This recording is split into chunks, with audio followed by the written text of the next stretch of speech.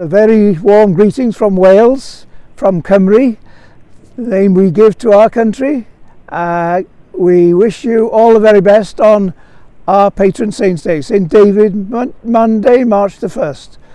We have our own language. We have a language spoken by something like 600,000 people. A minority of the people today speak Welsh, but it wasn't always that way. The Industrial Revolution meant that the country developed a lot, with a large number of people moving into the country, bringing English with them in a very significant way. And the legislation at the time didn't really allow for the language to be spoken in official capacity. But nevertheless, the policy today by our Welsh government is that every child in school is taught Welsh, and the language has equal status, official status, alongside English. So we're on the up. Our economy in Wales is very much today based on the newer industries.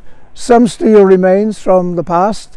All the coal mines have closed, and there is some considerable development of the tourist sector, services sector, and agriculture.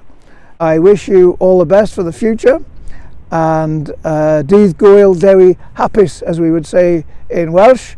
Diolch yn fawr iawn. Thank you very much indeed.